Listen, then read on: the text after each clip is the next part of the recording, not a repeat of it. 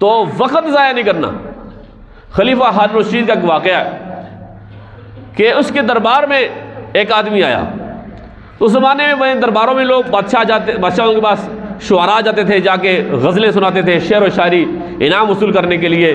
کوئی اور اگر کسی کو کوئی کام آتا تھا تو وہاں جا کے کرتب دکھاتا تھا۔ تو اس طرح کا ایک مداری خلیفہ ہارون الرشید کے دربار میں چلا گیا۔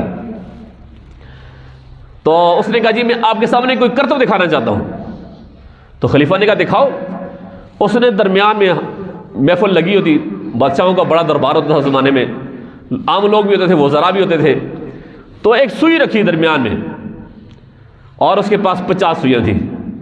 وہ اتنا ماہر آدمی تھا کہ وہ جو دور سوئی رکھی تھی اس نے یہاں سے سوئی ماری اور اس سوئی کے ناکے سے گزر دی، اتنا اس کا نشانہ تھا۔ اس طرح کرتے کرتے 1 2 3 50 سوئیاں اس نے گزار دی۔ تو سب لوگ حیران ہو گئے، بادشاہ بھی حیران ہوا۔ بادشاہ نے کہا کہ اس آدمی کو 10 دینار انعام دیا جائے اور ساتھ اس کو 10 کوڑے لگائے جائیں۔ تو لوگ بہت حیران ہوئے کہ 10 دینار انعام تو چلو سمجھ آتی ہے، 10 کوڑے کیوں مارے جا رہے اس کو؟ تو بادشاہ نے کہا کہ 10 دینار انعام تو اس کی ذہانت پر ہے،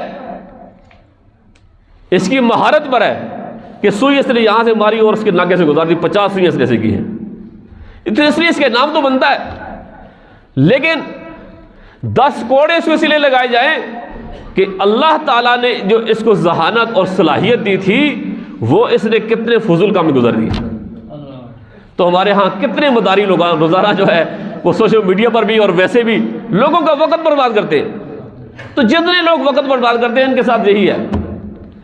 تو یہ وقت برباد نہیں کرنا، اس لیے حضور نے فرمایا کہ فراغ قبل شغلک، اور آخری بات فرمائی وہ حیاتک قبل موتک، اپنی موت سے پہلے اپنی زندگی کو غنیمت جانو۔ مر جاؤ گے پھر وہاں افسوس کرو گے، ایڑیاں رگڑو گے، چیخو گے، پکارو گے۔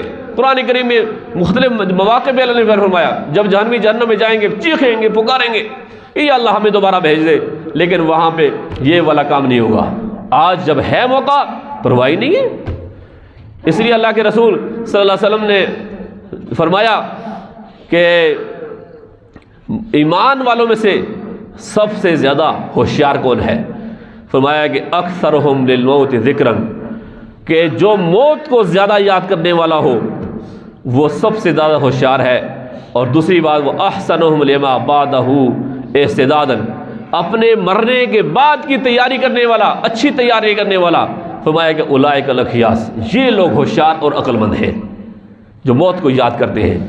تو اس لیے جس طرح کی خرافات ہیں، اب جیسے نیو ایئر نائٹ ہو گیا، کرسمس ہو گئی، اس طرح کی چیزیں ایک تو یہ اسلام میں بالکل منع ہیں، یہ غیر مسلموں کے تہوار ہیں، ان میں شرکت سے ہمیں منع کیا گیا ہے۔